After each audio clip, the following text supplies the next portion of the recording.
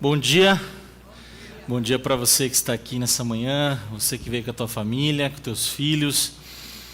É um enorme prazer receber você aqui. Você que está aqui pela primeira vez, como foi já falado, você está no melhor lugar para estar num domingo de manhã, na casa de Deus.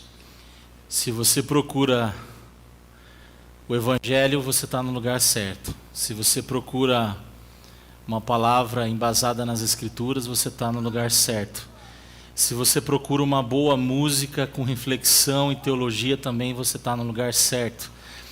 Se você é imperfeito, então você está no lugar certo mais ainda. Porque apesar de nós e em nós é que o Evangelho se aperfeiçoa. E nós estamos numa série de mensagens entre o caos e a cruz. E nós vamos falar hoje sobre o seguinte tema: entre o caos que machuca e a cruz que nos cura. E eu queria muito que nós abríssemos o coração para esse tema, porque o caos, ele vai nos atingir mais cedo ou mais tarde, em diferentes níveis de intensidade. Às vezes numa ofensa, às vezes fisicamente, às vezes espiritualmente, às vezes um luto forte que bate, uma empresa, um desemprego, um relacionamento quebrado, um divórcio, eu não sei, mas isso tudo são efeitos do caos primário, que é o pecado, que é o mal que está no mundo. E a igreja, ela é um remédio do céu para o nosso tempo. Eu sempre falo que entre a cruz e a segunda vinda de Cristo existe a vida, e é aqui que a teologia faz sentido, porque depois que Jesus voltar, não precisamos mais da teologia.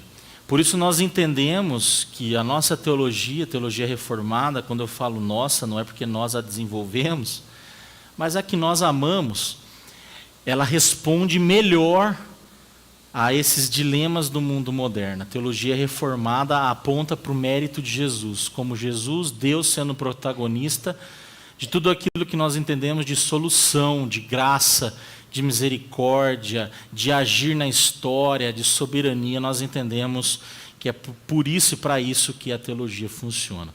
Essa semana algo nos chegou ao coração e não teria como eu falar de outra coisa. A morte desse rapaz. O mundo machuca, o mundo mata. O mundo não mata só fisicamente, mas o caos também nos mata espiritualmente. Eu diria que é a pior morte. A morte física, para aquele que não tem Deus, é um grande problema. Mas a morte física, para quem tem Jesus, é só o início de algo novo, que nós dizemos a vida eterna. Então, uns e muitos ficaram tristes, decepcionados pelo que aconteceu, e é óbvio, não seria diferente. Mas, apesar disso, nós olhamos para o que aconteceu e nós temos uma esperança a anunciar ao mundo. Os mártires é a semente da igreja. Nós veremos um pouco isso. Então, no dia 10, essa semana, dia 10 de setembro, numa universidade, quem não viu, lá em Utah, nos Estados Unidos, o Charlie Kirk, um cristão, pai, foi assassinado brutalmente. E a gente viu em todas as redes sociais e jornais, enquanto ele falava para jovens, de todos os espectros políticos, religiosos. Ele estava num evento público, onde todos poderiam ali participar, e estavam participando. Mas o que nos intriga é que o que era para ser um diálogo, o que era para ser uma conversa, de repente se transformou num caos, pânico, gritos, correria, como a gente viu, uma cena de filme, uma cena de caos. E aquilo nos mexeu com a gente. Mas mais do que isso, o que eu quero deixar para nós, em resumo, é: o mundo odeia aquele que tem valor. O mundo odeia aquele que tem a Cristo. O mundo nos odeia. Isso é bíblico. O mundo nos odeia. O mundo nos machuca. O caos nos afeta. Nós vamos ser perseguidos porque nós temos a Jesus. Porque nós temos valores. E não interessa o que você faz depois disso. O fato de você ser cristão a priori já muda tudo. Já é motivo para a gente ser odiado. Agora, quando a gente entra em outros subníveis, quando a gente vai subnichando a nossa caminhada, quando a gente vai colocando outras camadas de cosmovisão após sermos cristãos, complica ainda mais.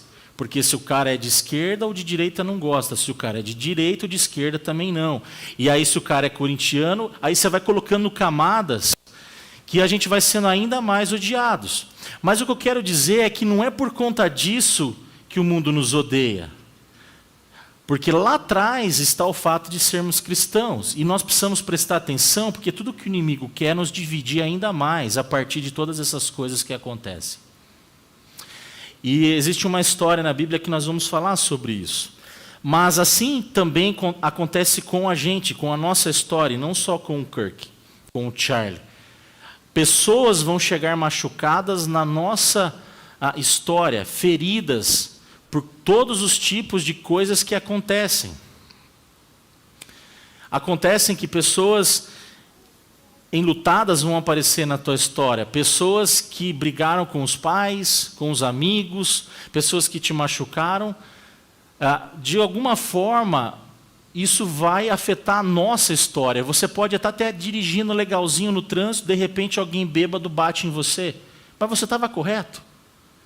Então veja, o pecado do outro nos atinge, mesmo quando a gente está bonitinho, em oração, em jejum, e você fala, nossa, eu nunca tive tão bem com Jesus, de repente, pum, alguém bate em você, alguém assalta a sua casa, algum investidor tira o pé do teu negócio, e aí você fala, mas por que Deus? Eu estava indo tão bem, em jejum, oração, eu li toda a Bíblia.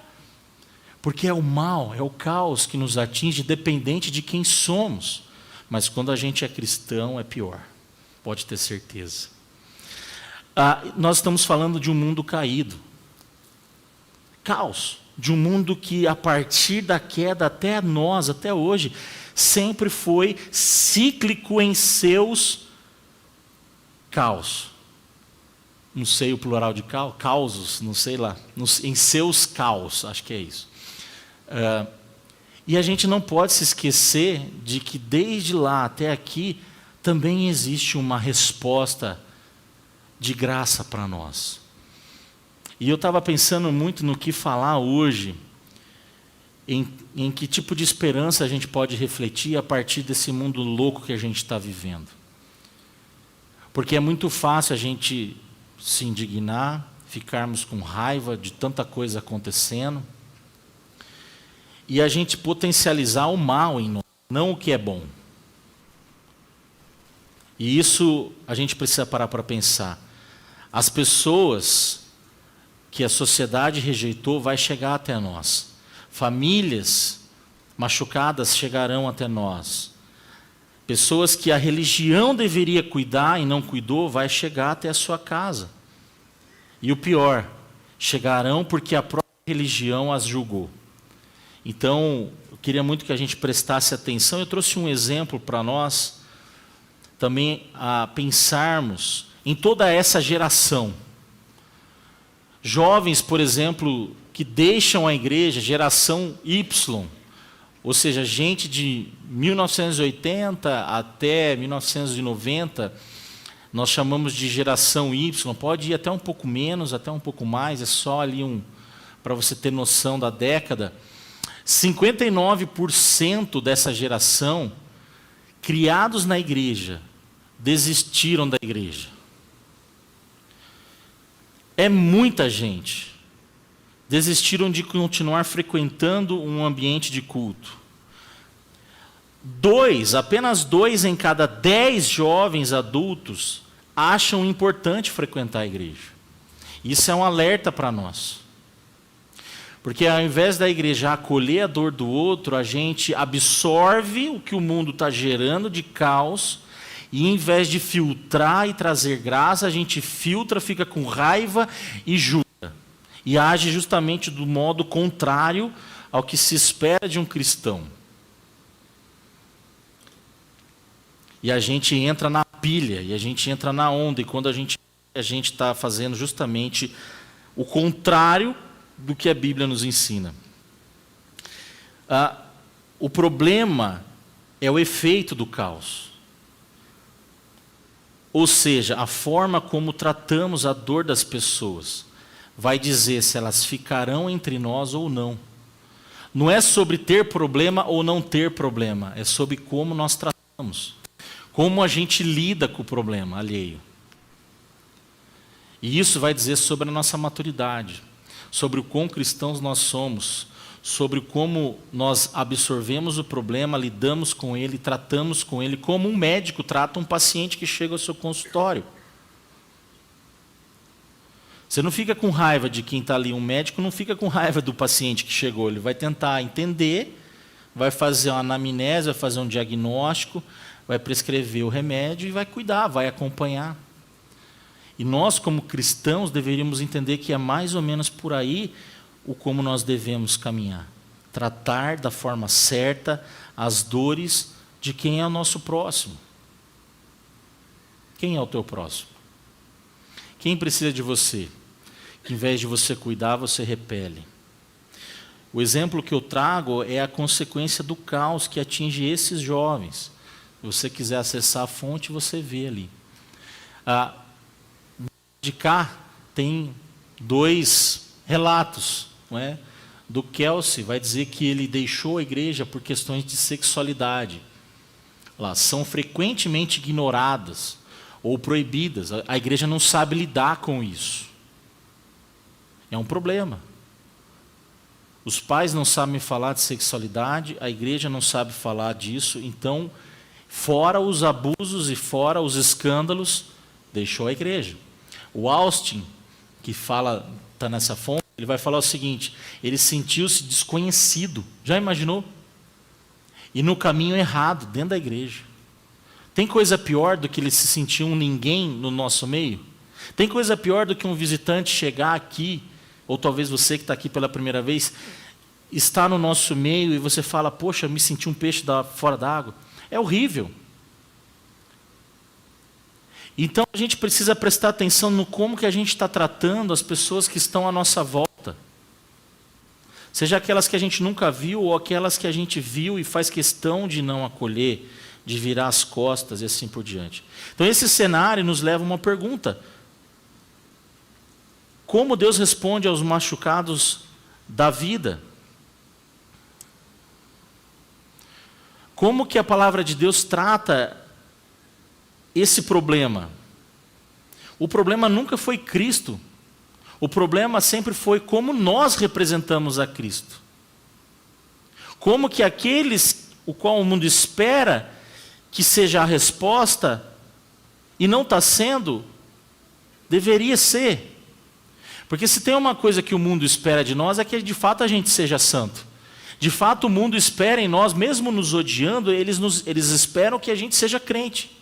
Eles esperam que a gente viva o que a gente diz crer, que a gente haja na prática conforme a fé que nós professamos. E o mundo espera que a gente seja assim, que haja coerência e coesão naquilo que a gente posta, naquilo que a gente fala, naquilo que a gente lê, prega e, enfim, fala, mas e a prática? Como que está sendo o dia a dia? Como que eu ajo a partir daquilo que eu creio? E eu tenho pensado muito nisso. Como cristãos nós temos falhado de forma geral na nossa ortopraxia. A gente tem uma ortodoxia, vou traduzir, uma fé, ortodoxia, orto, né? Lembra do ortopedista? Reto, retidão, ortodoxia, doxo, é tudo no grego aí, tá? É a palavra, é a minha referência, a minha ortodoxia, como deve ser, minha referência. E ortopraxia já está falando, praxis, prática. O quão reto, o quão íntegra é a minha relação naquilo que eu faço, que eu ajo, a minha conduta. Então essas duas coisas precisam caminhar junto, ortodoxia e ortopraxia. Não adianta eu ter uma ortodoxia linda e uma ortopraxia falida.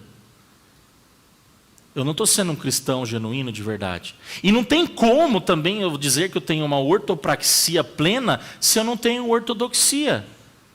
Eu estou vivendo no escuro, eu acho, ou eu vivo por achismos. E eu tenho que ter minha referência. Então uma coisa depende da outra.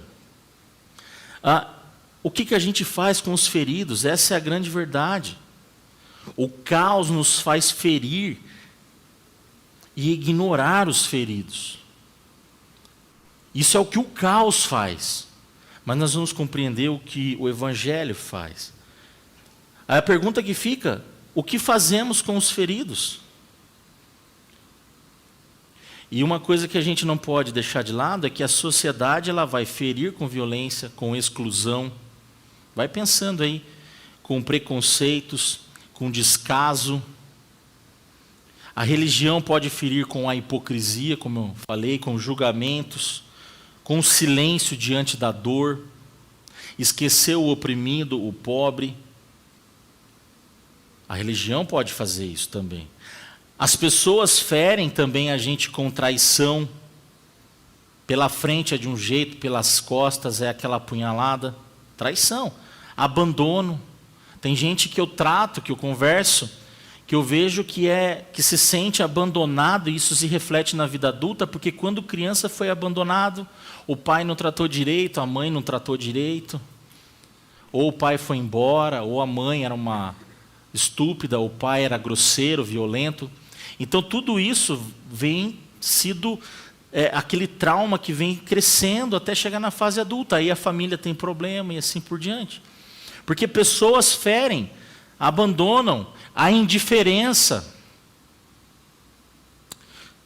Tudo isso faz parte do caos. Talvez você já tenha até dito, né? Eu até acreditaria em Jesus, mas a igreja me machucou. Eu até queria servir mais, pastor, mas eu já servi no passado e alguém me tratou muito mal. E a gente começa, e a gente tem essas palavras para resposta. Ou então a gente começa, mas se Deus existe mesmo, por que o mal está no mundo? Por que tanta coisa ruim acontece? Por que Ele permitiu essa dor? E aí eu falo para você, o problema central do caos é o pecado. Pecado, que nos torna indiferentes à dor alheia. Por isso o caos nos faz ferir e ignorar os feridos. Mas eu queria ler com você Lucas 10, do 25 ao 37, e aqui há uma verdade para nós. Jesus vai responder uma grande pergunta: quem é o meu próximo? Como eu faço para herdar a vida eterna? Lucas 10, do 25 ao 37, nós vamos ler. Mas vou passar aqui, ó. Lucas 10, do 25 ao 35. Certo dia, um especialista da lei se levantou para pôr Jesus à prova. Então, olha que já era uma cilada. Com esta pergunta: Mestre, o que preciso fazer para herdar a vida eterna? Jesus respondeu: o que diz a lei de Moisés? O que está falando a palavra? O que está falando a palavra? Jesus respondeu: o que diz a lei de Moisés? Como você a entende? O homem respondeu: ame o Senhor seu Deus de todo o seu coração, de toda a sua alma, de toda a sua força e de toda a sua mente, e ame o seu próximo como a si mesmo. Está correto, disse Jesus. Está correto, disse Jesus. faça isso e você viverá. O homem, porém, querendo justificar suas ações, olha como a gente é. Gente, é um mestre da lei, é a gente aqui. A gente quer justificar, se justificar diante de Jesus. Querendo justificar suas ações, perguntou a Jesus: quem é o meu próximo? Respondeu Jesus com uma história. Então entenda, eu falei agora há pouco para os voluntários. Jesus ele vai responder esse questionamento de quem é o meu próximo com essa história. Então a história do bom samaritano é a resposta quem é o meu próximo e como a gente deve lidar com a dor do próximo. Certo? Jesus respondeu com uma história. Certo homem descia a Jerusalém, de Jerusalém a Jericó, quando foi atacado por bandidos. Olha o caos. Eles tiraram as roupas, o espancaram e o deixaram quase morto à beira da estrada. Por acaso descia por ali um sacerdote, quando viu o homem caído, então o primeiro, o sacerdote, atravessou para o outro lado da estrada. Um levita fazia o mesmo caminho e viu o homem caído, mas também atravessou para o outro lado da estrada. Viu o homem caído, mas também atravessou para longe. Então veio um samaritano, e ao ver o homem, teve compaixão dele. O 34. Foi até ele e tratou os seus ferimentos, e com óleo e vinho os enfaixou. Depois colocou o homem em seu jumento e o levou a uma hospedaria, onde cuidou dele. No dia seguinte, deu 2 moedas de prata ao dono da hospedaria e disse: cuide deste homem. Se você precisar gastar mais com ele, eu lhe pagarei a diferença quando voltar. Aí acaba a história, mas aí vem a pergunta de Jesus: qual desses 3 você diria que foi o próximo do homem atacado pelos bandidos? Ou seja, o sacerdote, o levita ou o bom samaritano? Perguntou Jesus. O especialista da lei respondeu: aquele que teve misericórdia dele. Então Jesus disse: vá e faça o mesmo. Vá e faça o mesmo. Coisas para a gente pegar já de cara. A estrada e o contexto, né, de Jerusalém a Jericó era perigosa. Era um lugar de muito comércio. Então era um símbolo, trazendo para o hoje, desse caos. O mercado, a roubalheira, enfim, os assaltos. A gente sabe, por exemplo, quais são as ruas, os bairros, os lugares que a gente pode acessar ou não. E era mais ou menos isso. Aquele era um lugar perigoso, um lugar onde o caos já imperava. Uma outra coisa para a gente lembrar: o sacerdote e o levita representam nessa história os sistemas falidos, que deveriam ajudar, mas não salvaram, não ajudaram. E uma outra coisa para já te abrir a cabeça é: o samaritano aqui é a figura de Cristo. Rejeitado, mas cheio de compaixão. Por que rejeitado? Os samaritanos, eles não se davam com os judeus. O samaritano, ele vivia na capital de Israel, no norte, em Samaria. E os judeus em Jerusalém. Eles já não se davam desde a época que o reino foi dividido, depois de Salomão.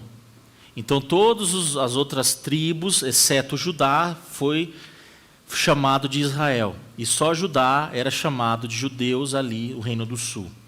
Então essa divisão gerou uma outra capital, Samaria. Por isso que tinha o reino do norte e o reino do sul. Samaria era uma capital e Jerusalém era outra. Então eles não se davam por rinchas teológicas, por divisão e tudo mais. Só que quem ajuda é o samaritano. E isso é importante a gente entender, porque traz para nós um confronto. Quem a gente menos espera que era para ajudar é o que ajudou.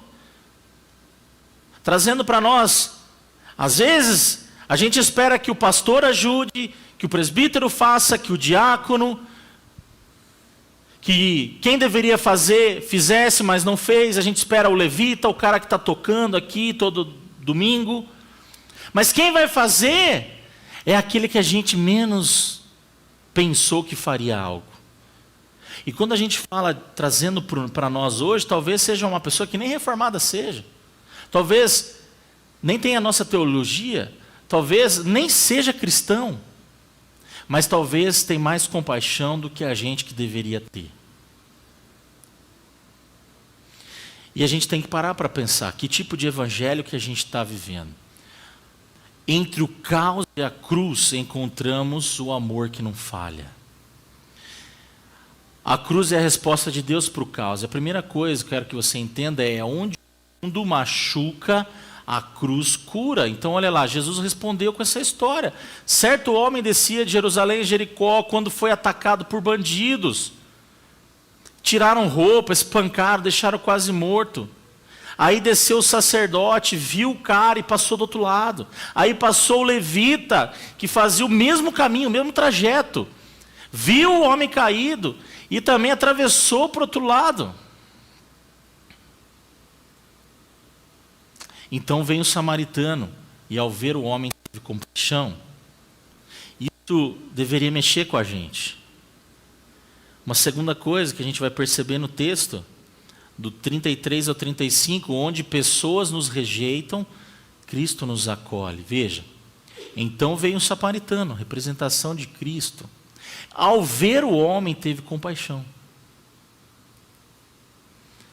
Não perguntou de qual era a classe social, não perguntou para que time ele torcia, não perguntou se vota no Lula, no Bolsonaro, não perguntou se ele é de esquerda, se ele é de direita, não perguntou se é arminiano, se é calvinista, não perguntou se é rico, preto, pobre, azul, amarelo, japonês, chinês, não perguntou.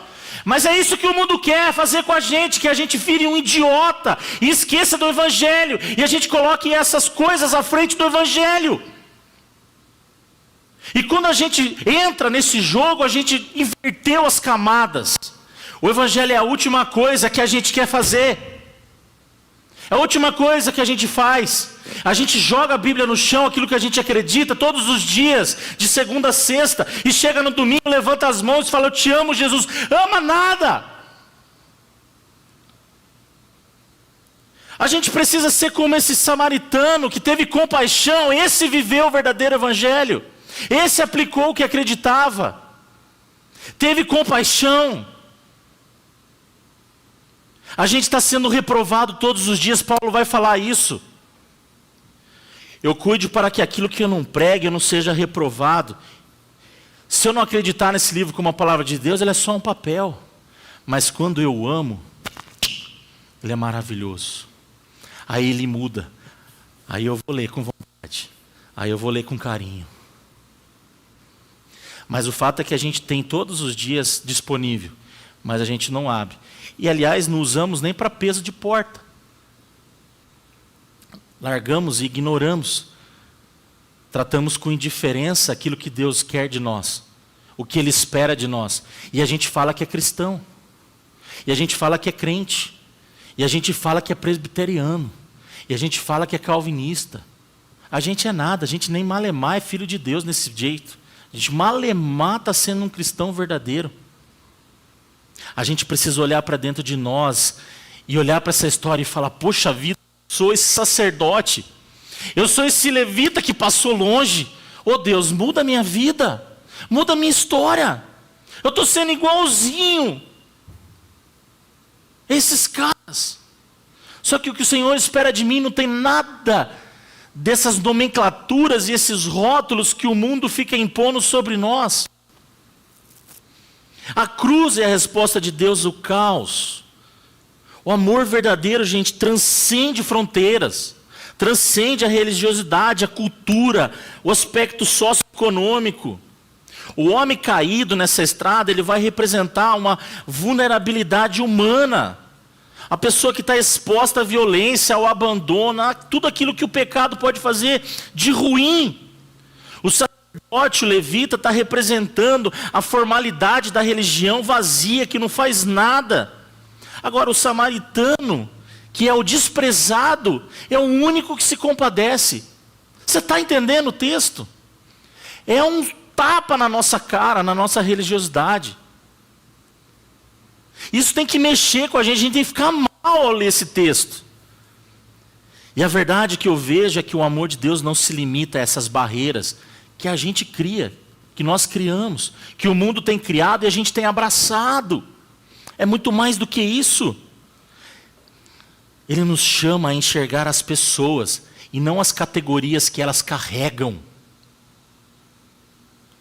O mundo quer, o diabo quer que a gente olhe para as categorias. E sabe o que significa isso? Condicionais para a gente amar. O cara é de esquerda, não posso amar. O cara é ultraconservador, não posso orar por ele. E a gente está entrando nesse jogo sujo. Quem quer isso é o diabo, não é Deus. E aí essas categorias nos impede de chegar com a misericórdia, nos impede de amar de verdade, porque a gente quer saber primeiro quem que o cara segue, vamos ver. É para isso que Jesus nos chamou, para agirmos se o diálogo estiver de acordo, se ele torce pelo mesmo time, se ele é de Santa Bárbara, se ele é de Americana, se ele... Quem falou que isso não está no texto? É sem condicionais. Enxergar as pessoas e não as categorias que elas carregam. A gente não pode entrar nesse jogo, senão o evangelho não faz mais sentido. A gente inverteu. A gente está invertendo. E a segunda coisa é que eu falei, a compaixão genuína se revela em ação prática. Tem que ter a prática.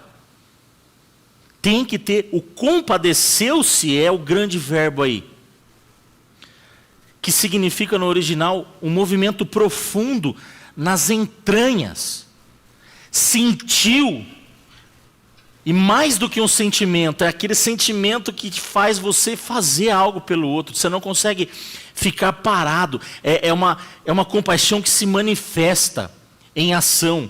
Em desdobramento, de se aproximar, de cuidar da ferida, de fato amar, abraçar e deixar tudo que você tem à disposição do outro. Veja, ele deu o óleo, ele deu o vinho para cuidar das feridas, ele deixou o carro, ele deixou pago lá a hospedaria, ele ficou ali com o seu tempo.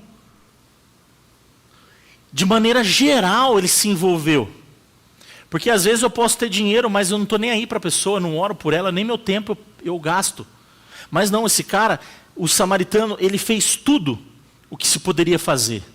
Primeiro ele parou, foi ver, se ajoelhou, olhou para o cara, ele estava no chão, ele teve que se ajoelhar, ou no mínimo chegar perto, se aproximou, teve compaixão.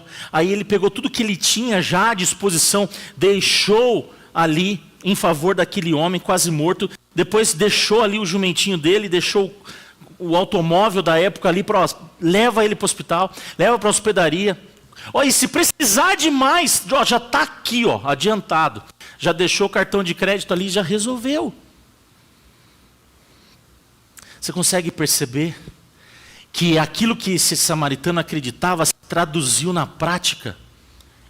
É o evangelho verdadeiro. Não é só uma ortodoxia linda, é uma prática que funciona, que realiza, que faz, que transforma, que ajuda. E veja, e do 36 ao 37, a graça se manifesta na nossa entrega total, que foi exatamente o que esse rapaz fez, de expressão do amor de Deus ao próximo. Total, total. A expressão de amor ao próximo total. E esse diálogo entre esse intérprete da lei, o especialista, e Cristo, mostra que a vida eterna está ligada a amar a Deus e o próximo. Porque Jesus vai falar isso. Ame ao Senhor teu Deus acima de todas as coisas, acima do seu jumento, acima do seu óleo, acima do seu vinho, acima do seu status, se você é samaritano ou judeu, acima do custo da hospedaria, acima de tudo. E ao teu próximo, como a você mesmo. Então quer dizer, o samaritano entendeu que aquele cara era igual a ele, e ele não olhou para as categorias, como muitas vezes a gente está fazendo. Como o mundo quer, como o diabo quer que a gente faça. Por isso é uma reflexão pesada para nós. Mas é o Evangelho. O Evangelho é duro. Se não tem Evangelho, o ódio aumenta de todos os lados. Mas o Evangelho diminui o ódio. Porque o amor lança fora o ódio, lança fora o medo. Lança fora tudo que é mal, lança fora tudo que é ruim. O próximo, deixa eu te falar, não é quem é merecedor do seu amor. O próximo não é aquela pessoa que merece você. Você é uma pessoa que não merecia o amor de Jesus e Ele te amou mesmo assim. Graça é isso. Você é um imerecido, favorecido na cruz. Eu e você não merecíamos a cruz, não merecíamos o amor de Jesus. E assim ainda Ele nos amou. Você está entendendo por que nós devemos fazer? Não porque o outro merece, mas porque foi assim que Jesus fez com a gente não merecia ser amado e Ele nos amou. Isso é o Evangelho. Isso é a graça e a misericórdia ao mesmo tempo. Na miséria, misericórdia no latim, nessa miséria do nosso coração, misericórdia, né? Miséria, cardia, coração, misericórdia. Na miséria do nosso coração, onde nós merecíamos o inferno por conta da nossa rebeldia contra Ele, a graça na outra face da moeda é justamente a contrapartida. É um amor que nós não merecemos e recebemos em Jesus. E é a partir desta verdade que minha ortodoxia firmada nesses princípios se traduz no dia a dia. Porque se eu não entender o Evangelho, eu não vou viver a partir dele. Eu ainda estou contaminado com o Evangelho, mais algumas coisinhas, mais a minha ideologia, mais o que uma empresa pensa, mais os livros que eu leio de gente que não tem nada a ver com o Evangelho, mais do que a cultura está ensinando, mais do que a televisão, o Twitter. E a gente começa a achar que nosso Evangelho precisa desses adendos, e não precisa, ele está nos contaminando. O que nós precisamos exclusivamente é da ortodoxia, da palavra de Deus. E a partir daquilo que a gente entende e que a gente absorve, a gente traduz na nossa praxis, no dia a dia. Então a verdade, gente, é que a cruz cura porque nos reconcilia com Deus, nos traz para perto de Deus. Também porque nos envia a amar o próximo sem reserva. Me faz amar sem reservas. Total. Total. Esse é o caminho da vida verdadeira. O salvo, ele age assim. Como que eu faço para herdar a vida eterna? Jesus deixa o caminho aqui. Ame a Deus acima de todas as coisas e o próximo como a ti mesmo. Isso é uma tradução, isso é um desdobramento, isso é uma aplicação do salvo. Se você é salvo, você vai viver assim naturalmente. Se você é salvo, você entendeu o Evangelho. Então esse texto ele vai revelar o amor verdadeiro não tem fronteiras. Aqui, ó. O amor verdadeiro não tem fronteiras. O amor verdadeiro age e cuida. O amor verdadeiro reflete o coração de Deus. Isso é ser cristão. Eu não coloco categorias para amar. Eu não coloco condicionais para amar. Jesus é o bom samaritano divino que se inclinou até nós.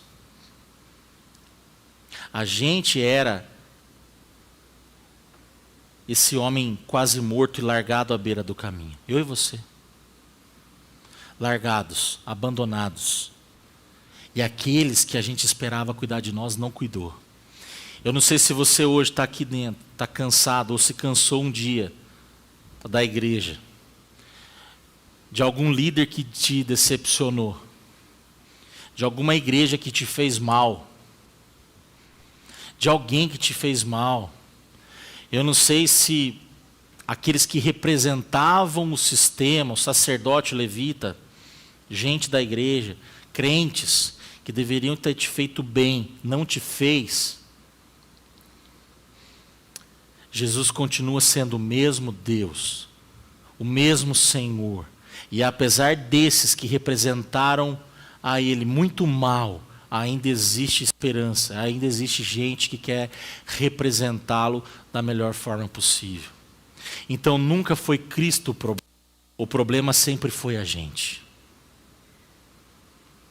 Eu já me decepcionei com a igreja, eu já me decepcionei com o sistema, eu já me decepcionei em partes, às vezes pela minha imaturidade, em outras porque eu percebo que também o pecado está aí. E que às vezes não é porque o cara é um religioso que ele é santo e perfeito. E que não é também porque aquele que não é cristão não faça o bem também. Não estamos falando de salvação. Mas às vezes existem pessoas que nem cristãos são e dão mais exemplos morais e legais, bacanas, vamos dizer assim, do que os filhos da luz. Aliás, Paulo vai falar isso, né? Que os filhos das trevas são mais prudentes que os filhos da luz. É bíblico, inclusive. Então, gente, não seja inocente. Todos nós precisamos de Jesus. Não é a religiosidade que nos conserta. Não é o muito fazer que nos ajusta a alma. Não é as pessoas, não coloque também a sua expectativa em gente que deveria fazer, mas não faz. Mas coloque sempre em Cristo. O Cristo da parábola é esse. Nós éramos o homem caído, feridos pelo pecado e pela vida. Jesus, nessa ideia do bom samaritano, ele se inclina até nós. O homem lá, ele usou óleo, usou vinho, é exatamente o que Cristo faz por nós. E mais do que isso, Jesus não derramou óleo, não derramou vinho, ele derramou seu sangue por nós. Pelos nossos pecados.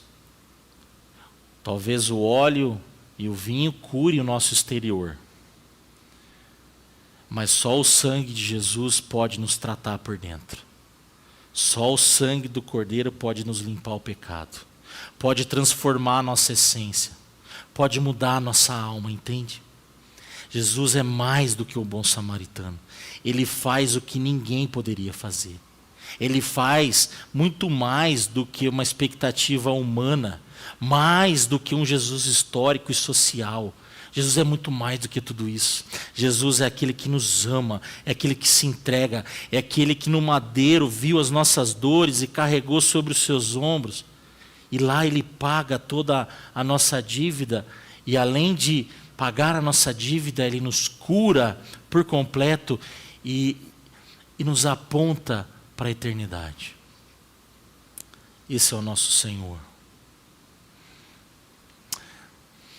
A graça transforma feridas do caos em testemunho. A tua vida precisa ser testemunho daquilo que Jesus tem feito em você ao longo da sua caminhada.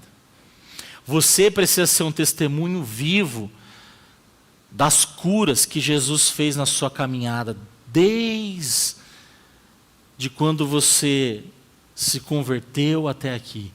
Você precisa ser um testemunho vivo de que o caos foi vencido, porque você crê na cruz. E não se assemelhar ao mundo. Porque onde o mundo nos derruba, fere, e ainda que nos mate, Cristo nos levanta. Nos cura e nos prepara para a eternidade. Essa é a verdade do Evangelho. E eu deixo uma pergunta para você. Onde você está ferido hoje? Talvez você já está ferido há muito tempo. Qual é a tua ferida? Qual é a tua ferida? Qual é a tua dor?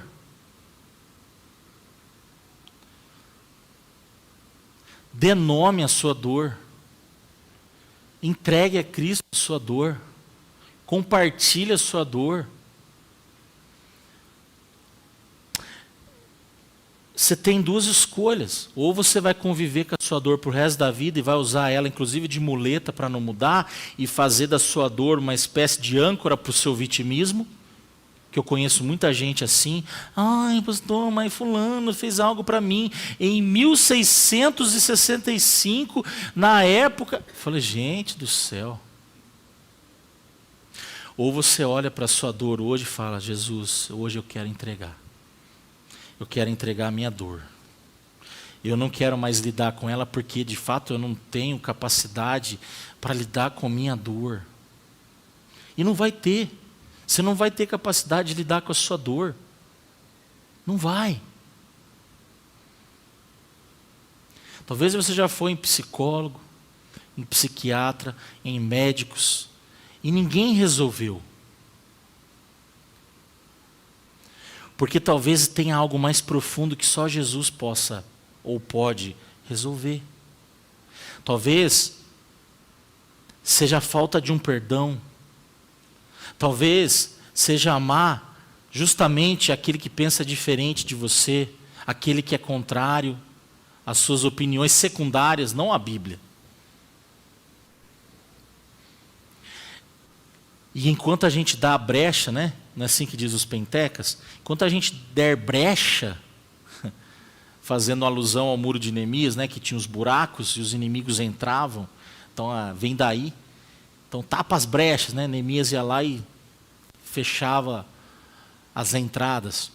Quando você deixar espaços para o inimigo trabalhar na tua mente e no teu coração, você nunca será curado. Então não é sobre Jesus. É sobre você querer. Toda vez que Jesus queria fazer algo, Jesus sempre quis curar. Sempre. E Jesus sabia que o outro precisava, mas ele perguntava, o que você quer que eu te faça? Você já se perguntou por que Jesus perguntava? O que você quer que eu te faça? Porque Jesus quer que a pessoa externalize, que a pessoa dê nome à dor, que a pessoa bote para fora e fala, Jesus, que eu veja, que eu seja curado. Talvez é isso que o Senhor espera de você hoje, que você busque lá dentro, nas suas entranhas, lá dentro no seu íntimo, e fala, Jesus, eu quero ser curado, de verdade. Eu não quero mais ter ódio de ninguém, eu não quero mais ter raiva de ninguém, eu quero perdoar. Eu quero caminhar, eu quero seguir em frente. Eu não quero mais olhar para o passado e ter dor de alguém, de algo, de uma história, de um fato. Eu quero seguir. Você precisa dar nome, você precisa falar. O que você quer que eu te faça? Jesus está te perguntando nessa manhã. Qual é o nome da sua dor? Qual é o nome da sua dor? Ele já carregou há 2000 anos na cruz do Calvário. Por que você vai querer carregar hoje? E vai insistir em carregar aquilo que Jesus já carregou? Qual é o nome? Eu estou insistindo, gente. Deus precisa curar pessoas. Deus precisa nos curar. É impossível a gente curar o outro, ser usado por Deus para abençoar o próximo, se a nossa ferida está exposta, aberta. Sabe aqueles personagens, que soldados de guerra, que está tudo ali? Como que você vai salvar o outro se você está arrebentado? Puxando a perna, o braço quebrado? Não dá.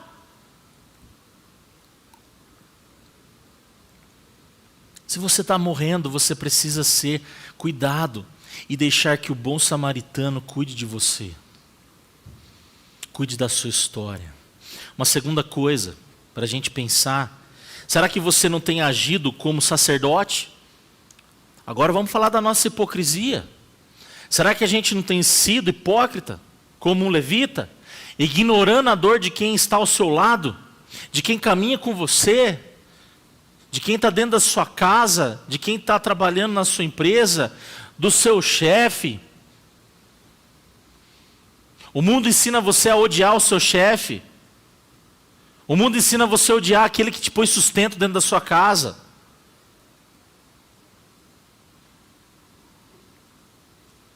Você, patrão, também, às vezes entende errado. Está lá na sarjeta porque não quer trabalhar. Não é. Qual é a dor do outro que você não está tratando? A gente precisa olhar, gente, qual é o pecado por trás da casca, por trás do efeito primário. Sempre tem uma história por trás.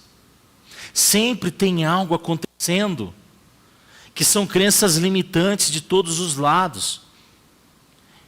E nós precisamos olhar além. E só o Evangelho é capaz de nos fazer olhar e viver como esse bom samaritano. Será que você não tem agido como um levita, como um sacerdote, como um crente, que deveria fazer, mas não está fazendo? Deixa eu ler uma sugestão, reveja a sua rotina. Reveja a tua rotina. Será que você não está ocupado demais para justificar a sua indiferença? Não tenho tempo, pastor, não posso. Não. Pede para o diácono lá.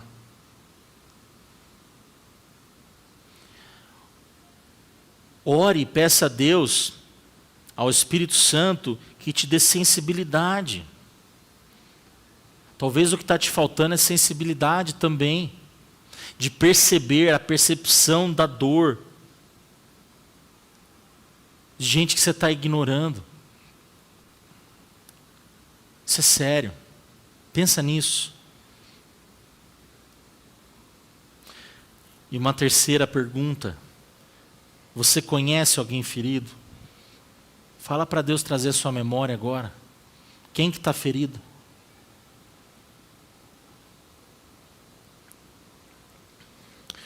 Dá um passo concreto. Ligue para essa pessoa essa semana. Se você conhece alguém. Liga. Convida para conversar, para tomar um café. Faz uma janta para essa pessoa, se você tiver coragem.